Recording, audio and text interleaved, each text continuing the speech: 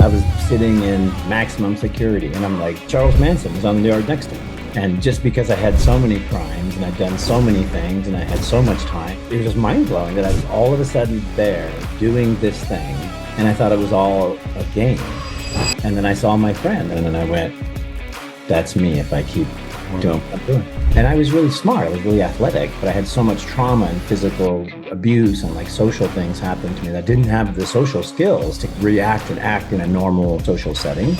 Martial arts is what eventually helped me develop those skills, and fighting was the process that got me to be calm and comfortable. It's combining your dream and your passion and then the moment. And then for me, there was nothing left. Most people have something left, someone to go back to and go, hey, team, what do you think about this? And for me, it was just like an all-in decision. This is, what I do. I'm going to go fight, or I'm going to spend the rest of my life in prison. So, chose the other scary path. Welcome back to this week's episode. We are here with the one and only Frank Shamrock, brother. How are you? I am so good, man. Thanks for having me. Man, it's an awesome and a pleasure and just an incredible guest to have on the show. I mean, like the OG of UFC. Like, I remember watching you as a kid. So, I mean, today we're going to talk about everything. We're going to talk about your upbringing. We're going to talk about your career in sports, where that's led you now, which is a lot of nonprofit work, and making sure that you're living in the world of personal development and growth, which I think is super cool. For the audience, before we got recording, we were just rapping before, and Frank's like, I'm living to 100, and we go into the whole conversation.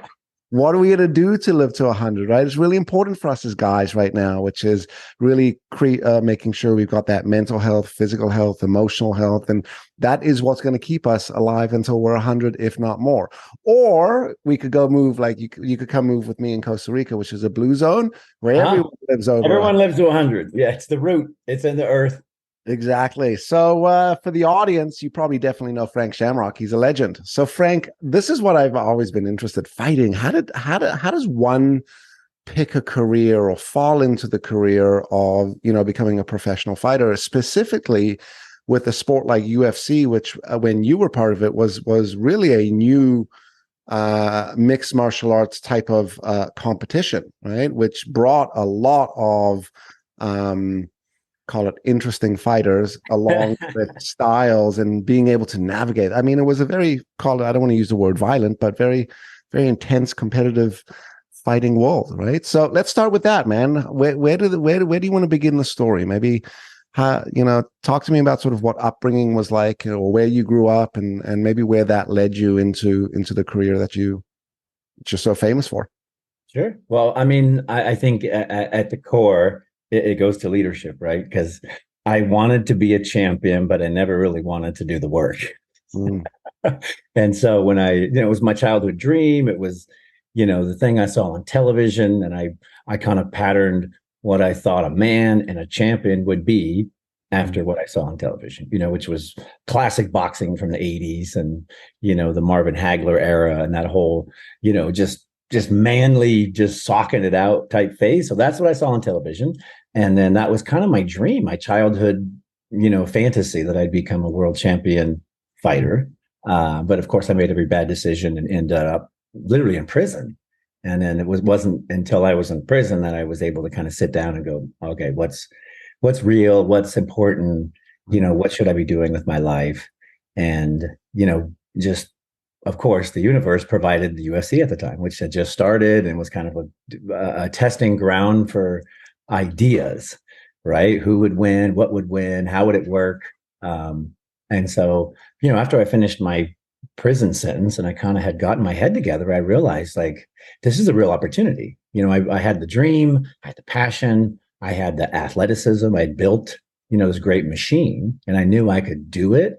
But yeah, no one else knew what was going on. It was completely sketchy. It was totally violent and dangerous. Right. And I truthfully wouldn't have done it had I not got 23 felonies and had no hope for any real, successful future. So for me, it was like, go. Yeah, I didn't know that. Do it. I didn't know that was part of your story. So, yeah. Take me back. So yeah. How did you end up in prison? What were the felony charges? Yeah, well, when I was 11 years old, I threw rocks at a train. And I was just a kid under the bridge with my friend, throwing rocks at a train, being a knucklehead. And then the police showed up and I was arrested and taken to juvenile hall. The result of that was I spent 10 days in juvenile hall. And it was the first time I'd ever been away from my family. We lived very close, very tight, knit family. And it was there that I discovered like I was living in this home of abuse and like everything. I was talking to kids, the bad kids. I was like, hey, this is what's going on. They're like, what? What are you talking about? And it was the first time I'd ever been able to share in a community setting what was going on. And bad kids were like, bro, that's wrong. And so I was so confused at 11. What I heard the counselor say is if you keep committing these crimes, they will take you from your home and you'll have to deal with that. And I was like, that sounds better than my home. And so I became a ward of the state when I was 11, 12. And then I went and progressed through the entire state, parenting system, foster care, group homes, foster homes, work camps, all the way until I went to youth prison. And then I transferred myself to adult prison because I was like, I got to get out of here. There's better ways to figure this out. And I was really smart. I was really athletic, but I had so much trauma and physical abuse and like social things happened to me that I didn't have the social skills to carry, to react and act in a normal, social setting. Right. And so it just took me a long time to develop those skills. Martial arts is what eventually helped me develop those skills. And fighting was the process that got me to be calm and comfortable. But, it's combining your dream and your passion and then the moment. And then for me, there was nothing left. Most people have something left, someone to go back to and go, hey, team, what do you think about this? And for me, it was just like an all-in decision. This is, what I do. I'm going to go fight or I'm going to spend the rest of my life in prison because that's what happened to all my colleagues and friends. Right. So, I chose the other scary path.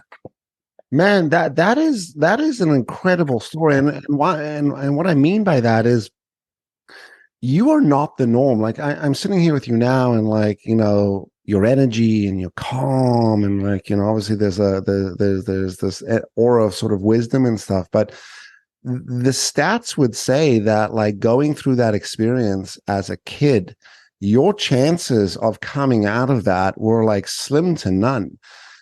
Do you remember, well, besides just sort of like making that decision to say, this is it, what was that process like for you when it was transitioning, like really making that decision to say, listen, I'm not going down this road in my life anymore. I'm going to pick fighting. I'm going to be a champion. I'm going to drive. I mean, the self-discipline and the motivation and the grit to be able to, from a self-management standpoint, put yourself on the right track. As you said, there wasn't a team of people that said, all right, come on out, let's get you back on track. It was really you. I mean, is that fair for me to describe it that way? It totally is. And then I could also say that it was the mirror of my community. It was the very, when I was sitting in, I think it was Corcoran, maximum security. And I'm like, Charles Manson was on the yard next to me. And just because I had so many crimes and I'd done so many things and I had so much time and there was so much in my case, I was put in literally maximum security. So for me, it was just mind blowing that I was all of a sudden there doing this thing. And by the way, many people had told me, by the way, if you keep doing this, they're going to put you there. And I thought it was all a game. And then I saw my friend, I can't remember his name, but we had been in several institutions together. We had walked the yard, we'd hung out, we'd lifted weights, we'd played handball, all that stuff. And I saw him walking the yard in a maximum security prison. And I went, that's me if I keep doing what I'm doing. I saw this reality and I went, wow, that's me. And then I went back to my cell and I did this process that I recommend everybody do. I wrote down what I am and what I want to be. It was, literally two sides of a manila envelope. This is what I am. I'm a criminal. I'm a scumbag. I'm all these things. And these are the hard truths. The hard truths, really. I mean, I'm in maximum security prison. Like you can't get any, realer than where you are. And by the way, if you ever need clearance or guidance, go to prison and spend all the time alone with yourself and learn who you are. And then you'll learn what's important. And what was important is my son had been born. I realized I was just a loser. Like I was like, oh my God, I'm so smart. I'm so gifted. And I'm literally a loser. Wasting it. And I went, all right, well, let's change that. Yeah. Do you And still have that piece of paper? yeah, still got it. Yes, and it's a method we still use in the Warriors Code leadership programs. Literally, pull out an old manila. It doesn't matter how old the envelope is. It just start the process, because until you get real and until you have goals, you have nothing. You're just screwing around.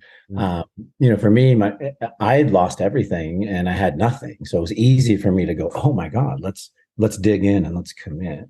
Yeah, there's nowhere to go but forward at this Right. point. And that process would repeat itself at various times in my career. That same thought, that same idea. It's just me, like, whoop, let's take the risk. But yeah, at that time, it was the biggest thing ever, and it changed my entire life because it put How me old were you at on the the time? track of commitment. 20. I would have been 20 years old when I went. Hey, Oh yeah, just turned 20, and I went, oh man, that's it. I saw my bro, and I was like, and he waved at. He literally goes, "Bro, what's up?" And I went, and I had this welcome feeling back. of elation, and I had this feeling of like disappointment, and I went, "Oh man, this is not good. I gotta stop. I gotta switch." Yeah. Man, you ever thought why does it take us to go through these experiences to get to the epiphanies of who we should be and why we should be that? I mean, it's mind-blowing that as human beings or as guys we're it takes this much type of exposure sometimes to make that shift.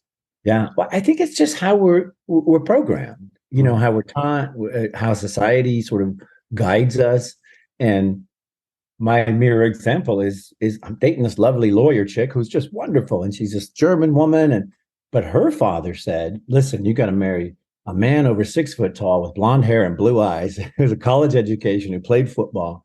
And he, with his guidance and vision, completely messed this lovely, beautiful woman up, which is why she's dating me, because I'm the opposite of all those things. And so when I see her response to the social pressures and the things put upon her, I'm joyous because we're dating, but I'm sad because it's like she could have made this decision on her own, with her own passion, with her own purpose, with her own mind. Like I went and went, I better stop doing this and go this direction. She was never able to do that because of the social pressures applied to her. And so I feel bad that every human's under that. Right. Like every human is like, I should do this because my mom, my dad, my thing, my cheat, my coach. Right. It's so hard to find the truth, unless you lose everything, and then it's simple. Yeah, I mean, maybe that's the gift in itself, right? Look, I do a lot of work around these areas, and you mentioned programming and stuff, and I think this is what we got to be. This is what I'm hyper conscious of with my kids, right? Even though as we understand, we behave, communicate, parents unconsciously.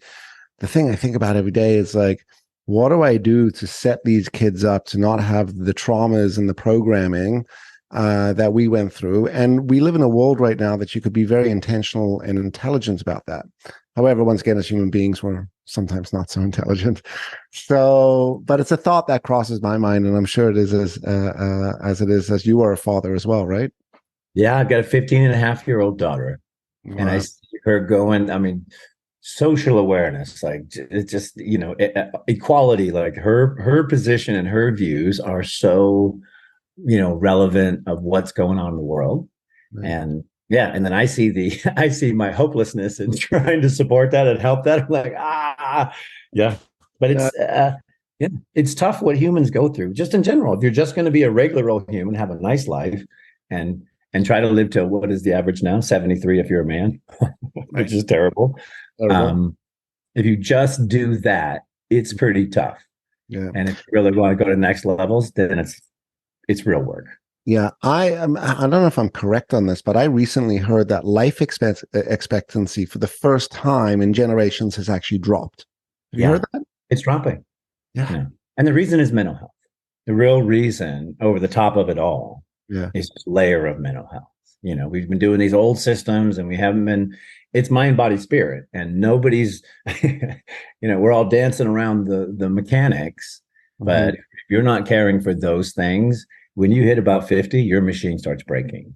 Yeah. And that's why you see all these, I'm 55 and I've lost everything. And my mind, it's because you can't sustain it that long without proper tools to deal with it. And for me, it was simple.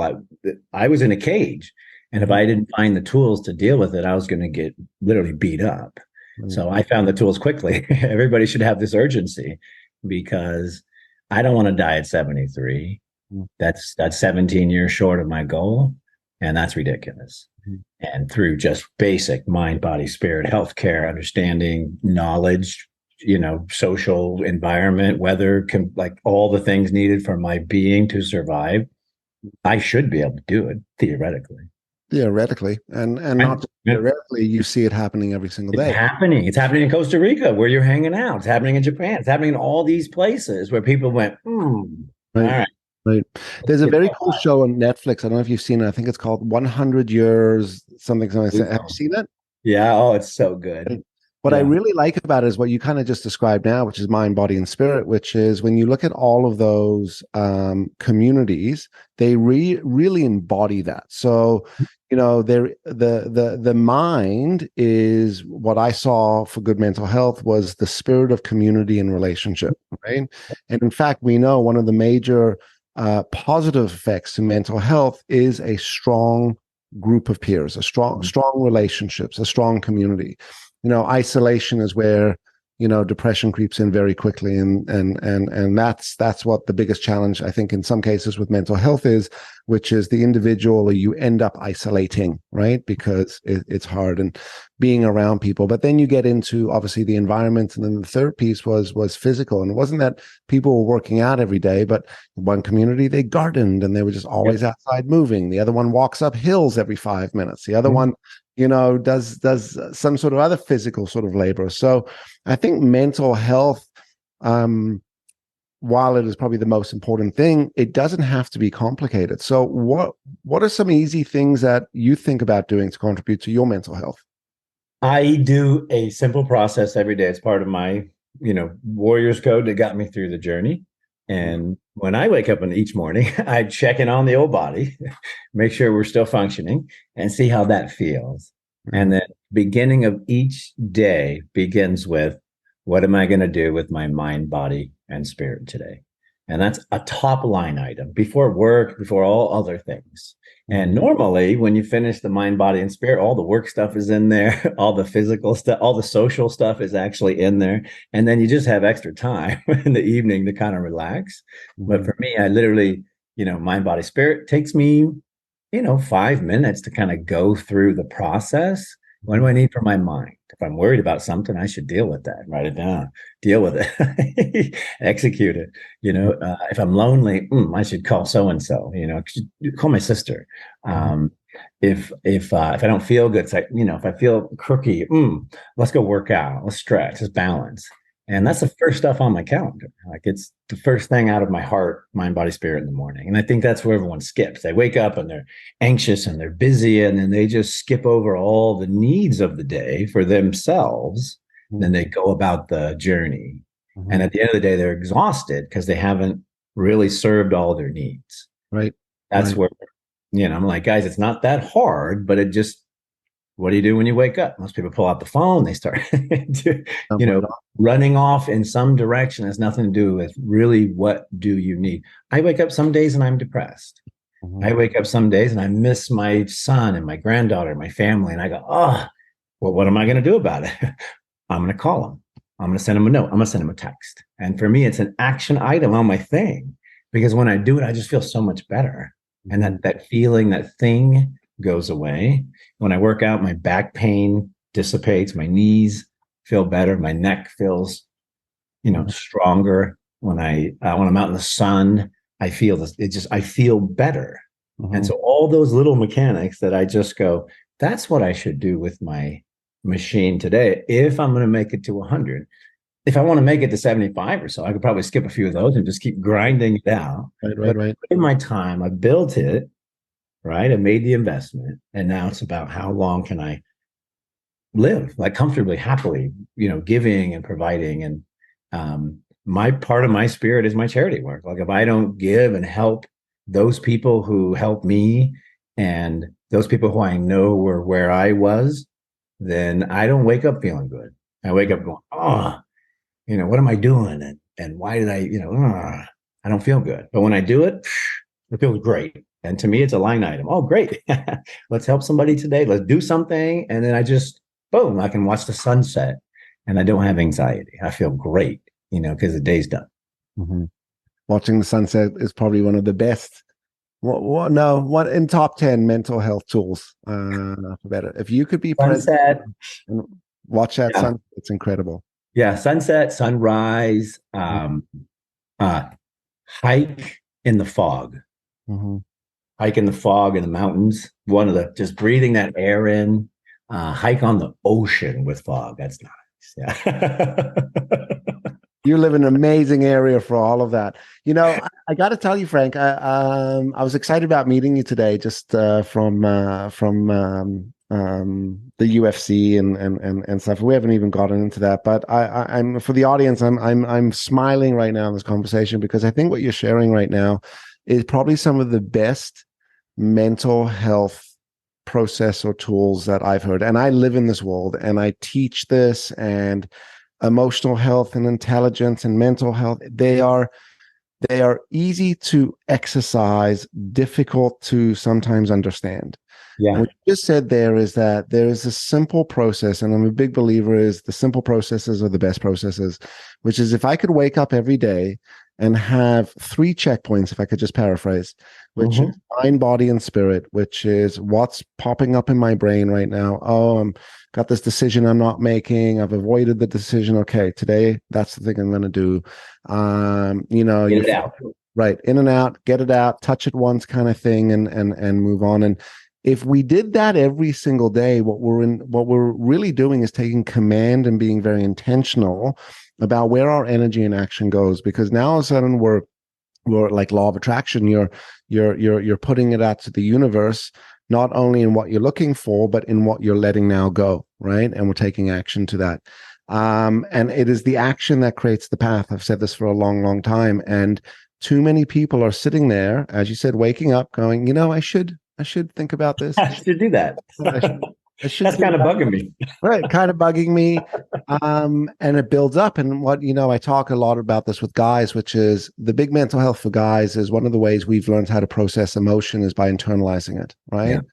Yeah. Bottle it up, swallow it down. Some of us come from a generation which is, don't cry, don't show emotions. And I believe that's what I tell the story a lot, killed my father, right? He ended up getting cancer, but I believe it was the toxicity of his internalized rage, anxiety, depression, isolating. And what I say to sometimes the ladies in the audience is I go, well, if you don't have a tummy full of emotion, you probably got a backpack that you've been carrying around with you. Yeah. Nice. We need to unpack this stuff. And sometimes people go so extreme where it's like, oh, I got to go see a therapist, or I got to go see a coach, or I got to go do a course. No, I think what you just dropped, and I want to learn more about your warrior code, which is like wake up every single morning, check against those 3 areas, see what's still sort of keeping you busy, occupied, and then make a decision to resolve it. It's fucking brilliant, Boom. brother. 1, 2, 3, knock them out. And then here's the beauty of it. Just said like, right. When you get the basics done, then all your energy is open for the next thing. Yeah. When that stuff is done, the next thing is the next thing. Right. It's a progress of all those items that you just addressed. And that's what most people miss is and it piles. They ignore. And then it's a problem, not a process. Right. And every day it's a process. You wake up. This is, guys, primitive man woke up. We're cold or we're hot. Like, let's deal with that. Okay, we're going to need some food. We got to protect everybody, and we're going to move to the next spot. Right. That was it. Mind, body, spirit. How's the team doing? What do we got? And it really is that simple if you spend your time on that stuff. And we spend our time watching TV and all these other silly things that do nothing for mind, body, and spirit. Mm-hmm. And then everyone goes, great, what do I do with the mind, body, and spirit? Now I'm aware. How do I take action? Right. And that's your second tool. It's your plus equals minus. Right. And that's your solution to all things. You want to learn to be a better speaker, find the best speaker you can get in touch with and present yourself and learn his ways and learn the system. And then find your equal, the guy doing your thing, and sit him down and say, what are we doing? How's it going? How can I help? Let's get in it together. Let's throw some punches, let's whatever it is. And then you take that same knowledge and you pass it on through teaching, and you will learn that knowledge so quickly. And all those little mechanics, oh, I want to be a better speaker. Done. Check. What are we doing today? I don't know. Bob's going to help me be a better teacher. Then I'm going to go talk to Jim about his business. Then I'm going to go teach it to Sam. And then I'm going to take a break, because I know for a fact I got the best knowledge, and I've solidified it, and I'm certain it's going to work. And then I'll work my process, mind, body, spirit. What are we doing today? Tell me more about the Warrior Code. So you've mentioned it a couple of times. You're like, the Warrior Code. Yeah. This is part of the Warrior Code. Like, what is the Warrior Code? What's the rest of it? Well, it's so I if I can be honest with you, it's how I've lived my life. Mm-hmm. And at the beginning, it was Shamrock MMA, the fighting system necessary for me to accomplish the goals I needed to accomplish. I had to beat everybody. I had to win. I had to not get brain damage. And then I had to get out and take care of my family. That was the mission, because it was insane what we were doing. It was completely ridiculous. And so with that in mind, I approached this whole thing that way. It was science. Mm-hmm. Everything I do is science based on, biomechanics, leverage. It's simple science, ones and zeros. And then problem was, I got through this process of fighting, which I was the greatest, literally. And it was amazing. And I had this wonderful journey. But at the end, I didn't know how to survive as a human, literally, because I grew up the way I did. Mm-hmm. And so I didn't know what normal people did. And I was like, oh, that's what we need to study now. How do people survive? What are the struggles? What's going on? Why are we so, what's going on? I can tell you what's going on with me. I had anxieties, fears. I had all these social, childhood traumas. I had physical traumas. I was worried about brain damage. I mean, all these things came on me when I was like 37 years old, and I had to figure out how to deal with it. And the Warrior's Code is the process I've developed to deal with that stuff, because it's the same stuff you deal with when you're a CEO, when you're a VP, when you're trying to lead a team, when you're running your own company. It's the same stressors, it's the same struggles, it's the same things. Nobody knew how to fight. I figured that out because I would look them in the eye and I'd ask them the truth, and I'd mention science, and I'd be like, dang it, he's telling me he knows, but he doesn't really know. Right. And that's entrepreneurism. Nobody knows until it works. And then you're a genius. And so I was the guy going, wait a minute, that doesn't make sense. Ones and zeros, until it made sense. And to me, the Warrior's Code is the system that makes sense. Every day is a process. My process, live to 100, care for my community, care for my family, build a legacy, do right, and have value. And ironically, my skill is in guiding people through change and beating the hell out of people. Right. I wanted to ask, where did you learn to fight? Were you just were you a scrappy kid and just the experience of that, or like you came out and then you learned how to fight? Yeah, it was a total process of learning. I honestly was terrified of fighting. All my childhood fights was me crying and running away. And, I didn't have the emotional capacity to deal with things like that because of my abuse. And then I didn't understand the physical components of fighting. And so it terrified me, like it terrifies everybody. It's terrifying. Right. So the funny thing is, when I went into fighting, I was terrified. I was literally, every night I was like, oh my God, like it was horrible, because it's like going to war. I sympathize with our veterans. They're doing the same thing. They're sitting there going, at some point we're going to war. I hope we're prepared. And they don't really know. And I was that guy. And it was just really hard on me mentally and physically and spiritually. That's where I really dug into the martial arts community. And I found a community that's doing the same thing. They're not fighting, but they're still trying to learn the knowledge in a social setting and care for each other through that process. And that mirror of what was going on in that society became my life. And I was like, that's how you do it. You help people, you work together. It's a common goal. We're all on the same mission. It's for bettering each other. Mm-hmm. And then the context is martial arts, and we use it in case we have to. I had to every day. Most of my other friends didn't. They're like, yeah, go get them, Frank. Go tell me the results. Tell me how it works out for you. Frank will handle it. You're like, Frank's got it. He's really smart. He's really smart. Oh He'll yeah. talk his way out of this. Yeah, no, just literally terrible. It's so funny because now, I speak to, I work for Google and all these major corporations, and I tell the truth because it was terrifying.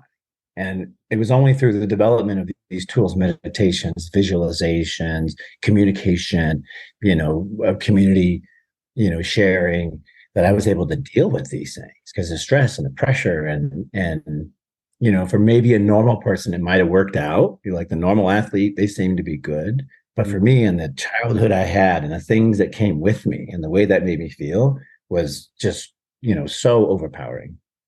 Yeah, I mean, you were not a child prodigy athlete that was being groomed to come up in the sport, right? It was you came out of prison. How old were you when you first went into the UFC? Like, what was that time span between leaving prison and the UFC? I was 22 years old. Yeah, I got out April 4th of 1994, a parole from Folsom Prison, and I was 21. Mm-hmm. And I went to Japan in October on parole because I figured that one out. And then I fought December 18th of 1994 in Tokyo for my first professional fight on parole. And Oh, and how did that come about? What, like, you were just in the gym, you were working out, someone rolled in and said, "Hey, by the way, do you want to fight?" Or there was skill and talent, and someone said, "Come here, Frank, let's go get involved in this." yeah, I had none of that. I was as big and strong, and That was it. it was it was really my adoptive dad, Bob Shamrock. He had, I went through his group home, the Shamrock Boys Ranch, when I was 12 to almost 16. And he became a father figure. He adopted me. That's why I have the name Shamrock now. But even with all his advice, even with all his guidance, of course, I screwed it up and I went to prison and it ruined everything. Right? So, but he stayed with me. He stayed on as a mentor. And so even though I went to prison, he'd still send me bodybuilding books and he'd still come visit me and give me, dad talks. And the dad talks were all, hey, just you screwed up, own up, and then keep building. And the building was my body. He was a bodybuilding fan. And so he just was like, build your body, build your strong, build yourself up, because then you're strong mentally, then you're strong spiritually, then you're strong. If you're weak, you're weak. It's just simple. If you're strong, you're strong. And it makes everything else stronger. And it just made sense to me. And so I saw the only thing I could put in investment when I was in prison was my mind. I went to college when I was in prison. I learned about business, and I have an HVAC certification. I can fix your air conditioning if need be. And many other skills. And then I put time in my body, because what Bob said made sense. I got nothing but this. So I just built. So when I got out, I was, 195 pounds, solid, pure muscle. I had no fighting skills. I had no understanding of fighting. I was terrified, but I was this big machine and I was willing to do it. And I took a lot of beatings. I was the guy they beat up to warm up because I was so big and strong. They're like, "Oh, this is great. It's a good workout." So literally, everyone would beat me up to warm up. And then I'd be just sweating and destroyed. And they'd be like, "All right, this is great," because I didn't know anything. I was a big, strong guy. But it was with every beating, I learned something. And I was, writing down notes and, just like I do now, I wrote notes and diagrams and drew all this stuff out and created theories and hypotheses. And then when I came back with the questions, I saw nobody else was thinking like I was thinking. They're like, squeeze the head. Yeah. And you went through the process. Like you're the definition of the process. I mean, Frank, I can't tell you how amazed I am at the story. I wasn't expecting it, which is, again, the simplicity of the exercise and the action, the doing, this is what I can control. This is what I could answer right now. This is the question I can ask. This is the decision I can make. And if we operated like this, we would be way healthier and our ability to live to 100. Because as we were talking about before, the thing that's going to be a major contributor to the life, to a healthy life and, long-lived age, is the mind. That's number one, right? And if you could take care of the mind, we'll take care of the body. And if we can take care of those two things, we just might take care of the spiritual side of things. Right. Be able to think beyond ourselves, which is a whole nother piece. Love that. You should write a book, by the way. Well, I've been writing also. So you know the process. I write everything down. Yeah. And so I've written all this into a course structure. That's what I brought to Google maybe 6 years ago because they were having trouble with leadership. I go, oh, hold on a second. I've been living this program for a while. I studied their culture. I realized the issues. I wrote this program with them in mind. I was like, hey guys, this is really what we need. And then, of course, the culture didn't want that, and it was completely unnecessary. But it was the first time I used it for a culture. Usually, it's for me. I'm in every culture. I've been every every religion, every culture, every martial arts, every gym, every wherever I've been, because I went in search of the knowledge, and it didn't matter to me where we were. It didn't. What's important is that we have knowledge, and in order to do that, we have to share with each other. And in order to do that, we have to hang out. In order to do that, you got to be with people. And so for me, the process was entirely different than just everybody else in the world. And but when you're open like that, you can just travel around and get whatever knowledge you need. Every plus or mentor that I've gathered has literally just been because I've been wandering around with this passion and this knowledge, and then I've been searching for those people. Then those people show up because I'm searching and because of my passions. I tell one guy and another guy, and he tells a guy, and he calls a friend, and it's no, I know this guy. And then pretty soon you're like, hey, call Jim. He's your guy. And then, then it's on me, to show up with humility and passion and purpose and to convince Jim to give me all his knowledge. Right. And I've had the greatest relationships in my life from just picking up the phone. I'm like, hi, I'm Frank Shamrock, and boy, have I got a story for you. Can we talk? Like, I need your help. And some people just are waiting for that call. Here's the funny thing: I'm 50 now. Mm-hmm. I'm waiting for that call. I love it when someone reaches out and they're like, "I got a thing," and I'm like, "Oh yeah, let's figure that one out." Right, cool. Very cool. Do you know who Damon West is? Oh, he's called The Coffee Bean with John Gordon. Yeah. I know the name. I can't say I know him yet. So I recently had him on the show, and he was a football star, ended up injuring himself, got hooked on oxys and drugs, got into burglary and gangs. I think this was out of Texas. I might be wrong on that, but like this burglary gang that was running for years, it was quite the thing. And they were all arrested, and he went to jail for what was supposed to be life. And he's in jail waiting to sort of go through the trial and the transfer to prison. And he meets this guy, and the guy says to him, listen, you got 3 choices when you go to prison, right? One of it, which is you got to walk your own, right? Because you're going to get in there and you're a white guy. So the white gangs are going to come after you. Oh, the whites. Yeah. And you're going to have to make a decision. You're going to have to take your licks and blah, blah, blah. And it's his story. It's a beautiful story. But I just thought it was relatable, and I'd share with you because it's a little bit of your story as well. So the guy says to him, okay, you could go into prison and you could be one of 3 things. You could be a noodle, you can be an egg, or you can be a coffee bean. So what happens when you put a noodle in boiling water? Is it gets really soft. Carefully, you're going to go into prison, you're going to get really soft. You take an egg, you put it in boiling water. What do you get? You get hard. Right? If you're not careful, you're going to go to prison, you're going to be hard. Or you're going to go and you're going to be a coffee bean. What happens when you put a coffee bean in boiling water? Makes coffee. So be the coffee bean. And that's his whole brand now. And he wrote a book on it. Interesting. A little bit of that story. If you're ever interested, I'll connect you guys. I think it'd be good for you guys to connect and collaborate in some capacity. I would love that because, when I went to prison, I had when I first went to juvenile hall, I didn't know I was Mexican. I grew up in a white household. Everybody was white. And I thought I was white. And then I went to juvenile hall, and they're like, no, you're not white. I go, what are you talking about? They're like, your last name is Juarez. It was Juarez at the time. I go, oh no. They're like, yeah, we think you're Mexican. I go, oh wow. I go, oh, okay. So call my mom. I'm like, Mom, they think I'm Mexican. She's like, yeah, your dad's Mexican. I go, oh, turns out I'm Mexican. So they put me with the Mexicans, and I'm like, guys, I'm not. I grew up white. Like I am not Mexican. So when I went to prison, all the Mexicans are like, hey, bro, what's up? And I'm like, oh no. And all the white guys are like, you're brown. And I'm like, I know. It's super confusing. And so I went with the others.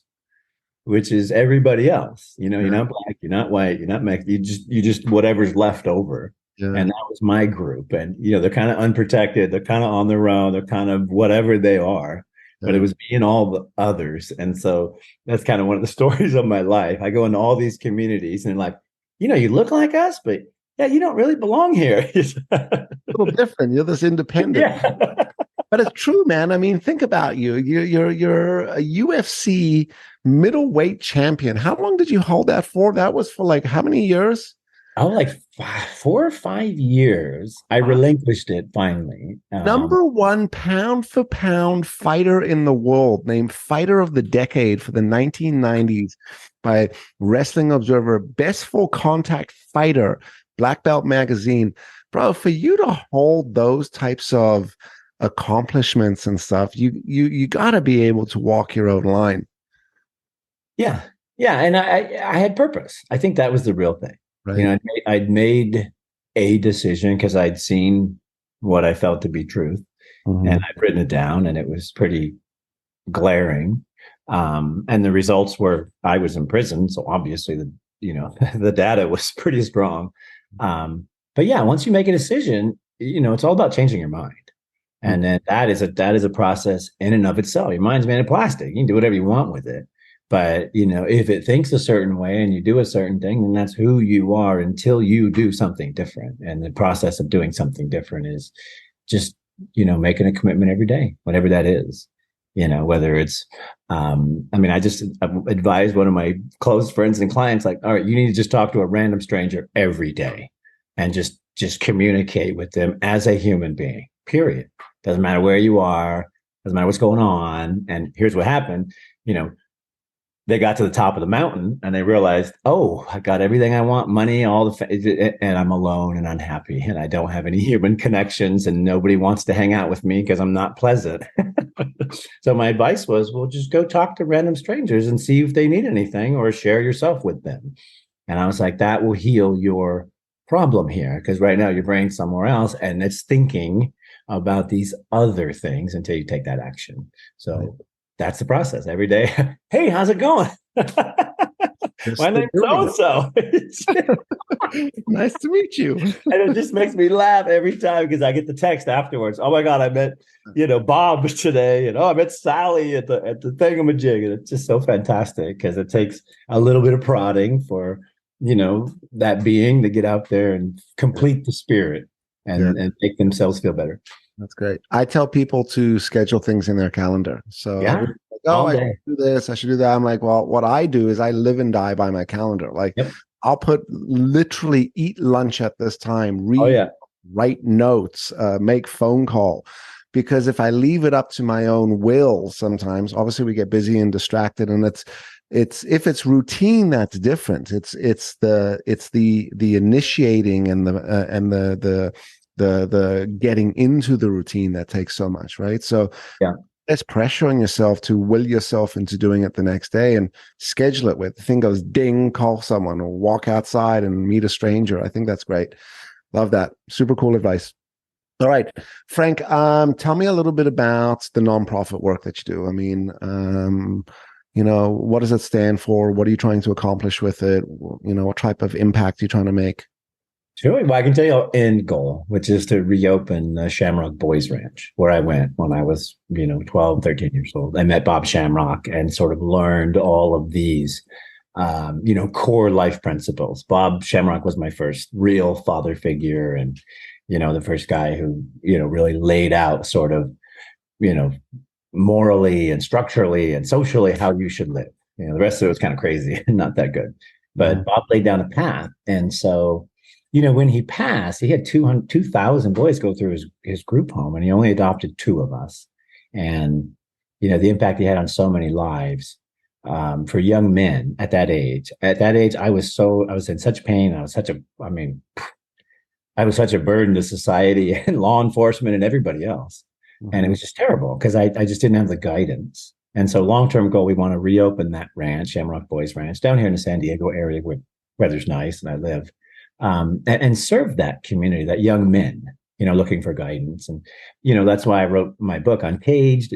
I really wrote it for that 13, 14-year-old boy because I went through the journey, and there's nobody like there's nobody there. Dad's working, everything's messed up. And when you come from where I come from, where there's no dad, and you just have a blank slate, the influences that come in, the knowledge that comes in, what's available is just not the best thing for you. Mm-hmm. And so that's our long-term goal, reopen the Shamrock Boys Ranch. And then the interim, we do 3 columns of work. And those are all for at-risk communities. We do battered women, because I watched my mom be battered, and that made a huge impact on me. And then we do incarcerated youth. So I go into institutions and I tell them a story. And cool. If you sit in that chair and you raise your head and you write me letters, we pay for your martial arts education. And then we help mentor and guide you through the rest of your journey as far as you need to go. Mm-hmm. And then we take care of veterans, because my brother Perry was a homeless veteran. And after 10 years of homelessness, he ended up taking his life. Mm-hmm. And so, we saw the missing components in the veterans support system. And so we were proud through our charity to provide some of those components and other grants and support. But yeah, so I'm super blessed. Like, I honestly never thought I'd make it this far. My exit strategy from fighting was I had a multi-million-dollar life insurance policy on me. So I figured if I just gave my all at some point, the highest probability was I would perish, and then everyone would be taken care of, because there was no money in the sport in the very beginning. So that was my mindset: full commitment, all in, and make sure you have a backup plan and everything's secure.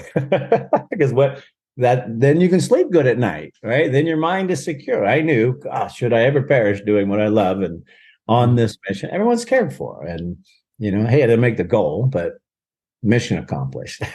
Right. Yeah, true.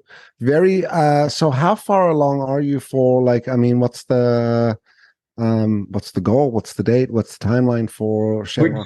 Honestly, we're just now, I moved here last year. This is really where I want to do it. Mm-hmm. I've been waiting for my daughter to hit her teenage years, because I can't have a boys ranch with my teenage daughter around. It's not going to work. No. Yeah, she's 15 and a half, and she's preparing for her college years. And so it's my time to start building that. So we're like in the 5-year window looking at play, kind of. Yeah, it's been about a 10-year journey, because this is after my father passed. I just didn't know what to do with what he had given me. I did all these kind of one-off things, and I would just kind of help people and wander around. But it wasn't until he, after he passed, and I realized, like, hey, we need to be serious about this charity. Like, we need to get serious about what we do, and, kind of formalize our actions, and, put a process in. There goes the process. Put a process in, so when I show up, we can maximize it. And since that time, it's just been so fulfilling for me and so impactful, because, I've achieved all the dreams that I wrote on that paper, like that manila envelope, all that stuff on the back. I can cross every single one of them off, every one of them. So now it's like, Deepak Chopra said it, and it hit me one time. And it's like the first 25 years are earning, second 25 years are learning, the next 25 years are giving, and then the last is you're leaving. Right. And so I'm in that kind of giving phase. I have so much insane knowledge. And it's like, I want to help people with this knowledge. I don't think it's about beating people up anymore. I think that phase of my life, I still have the knowledge, but I'm not sure it's needed. Still wouldn't want to mess with me if you saw me in a dark alley one night, all right? Because I'll F you up. But yeah, well, and that's where I say, A, everyone should always train in martial arts, and B, you should always be kind to people. Right. Because I'm one of those people who's always super kind and loving, and I want everyone to be, happy and kind, to love you, to be safe. But conversely, if I'm crossed, we're in trouble, all of us. And you don't want to cross that person, because that person's usually a good person. They're just training in martial arts and they're prepared. So you can't really be a knucklehead. It's both unkind and kind of unsafe. Yeah, well, that became the thing a long, maybe I'm going to say 15 years ago, maybe 20 years ago, where now all of a sudden, if you get in a fight in the street, there's a good chance that someone had some MMA, some Brazilian jiu-jitsu. But what was even worse about that was just the whole ground and pound. And if you weren't careful, you ended up in a situation where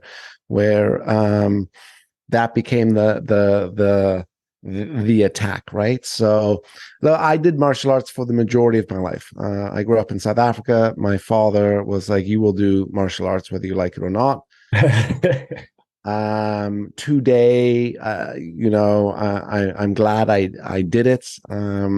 What I'm really happy with is I've got a 7 and a 9-year-old, little boy, little girl, and they are both in Brazilian Jiu-Jitsu on their own accord, on their own, like, I want to do this. Specifically my daughter, which I'm just very impressed with. So I agree with you. I think it's an important experience and skill for kids to go through, because it's about how not to hit, how not to fight, how to be able to defend yourself. But it's also, there's a lot more to martial arts, which is, being calm and, kind and, all that stuff. So I'm with you, brother. I'm totally with you. I love it. Well, the new love of my martial moment is I'm teaching my daughter boxing. Amazing. And it's just, I mean, it's so good. And she's all athletic and it's so good. And then in the middle of that, you add the dad words and the martial culture, with a very, sporting type exercise. And it's so good. And I fear for the boy who no means, oh, right. Do you still train martial arts? I mean, I know I do, but it's now it's different. Now I teach mind, body, and spirit. And so it's not a physical experience for me, other than I teach bare knuckle boxing as part of my Warriors Code leadership course. So the element we use to open everybody up is literally bare knuckle boxing, just like this. Corporate executive. But the communication required, the focus, the trust, the distance, like all that stuff is exactly what you need in a strong corporate leadership setting. It's the ability to have that control, communicate when a fist is coming at you, and understand what it means and deal with it appropriately. That's leadership. I agree. Frank, we got to do a part 2, brother. I mean, we came to the top of the hour pretty quickly.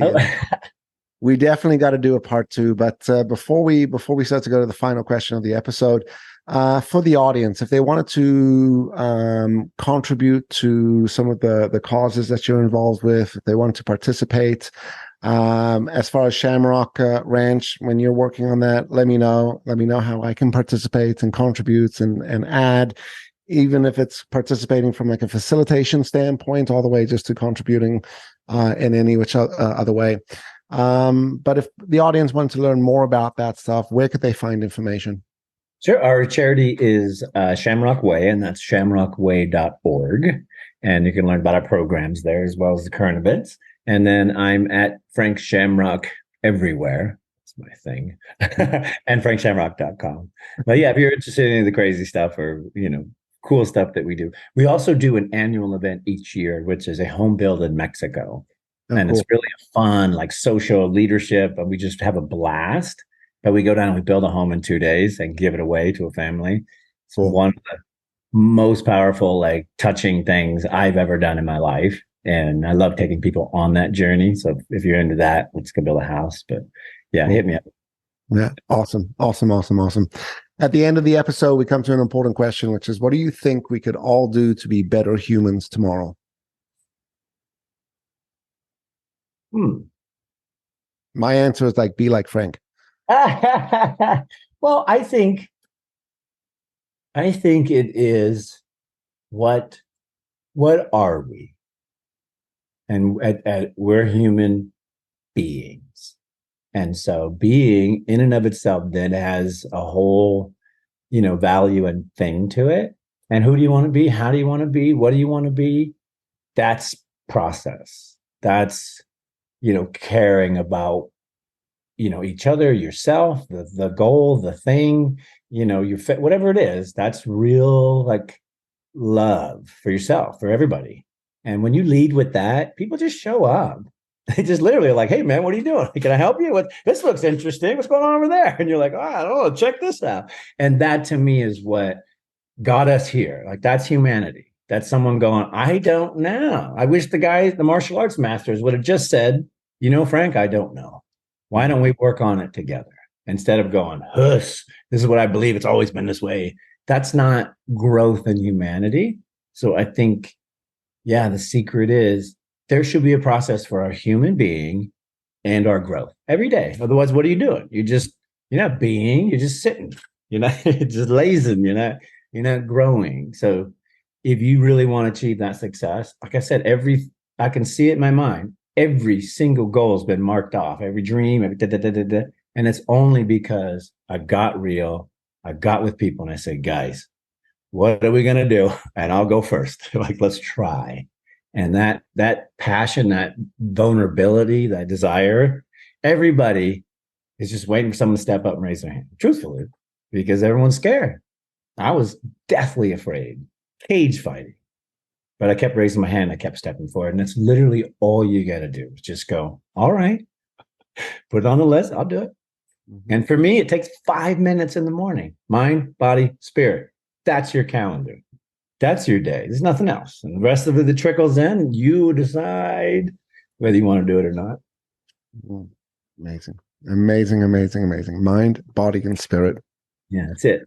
Frank, hang out with me for a little bit. We're going to wrap up for the audience, but for the audience, we're going to get all of Frank's links in there. You said it was shamrockway.org. The charity, frankshamrock.com is for like all the cool Frank stuff. Definitely, if you're not following Frank Shamrock, get on there now. Right, go get him on Insta. I'm sure you're on all the other platforms as well. Really appreciate your time, man. I think the purpose for me in this podcast, which is a labor of love, is to be able to have these types of conversations and get these types of stories out, because it is through the stories of others that we tend to grow and we tend to learn, and it is through the stories of others that we are normalized in our experience. And I think on the other side of that coin, which is if someone else has done it before us, it proves the fact that we can as well. And we don't have to go figure out a new plan. We just need to follow the process that's already worked out and already been laid in. Super appreciate you, brother. Yeah, man. I love it, brother. Thanks for having me. You're welcome. All right. To the audience, don't forget to like, don't forget to subscribe, don't forget to share, and we will see you next week.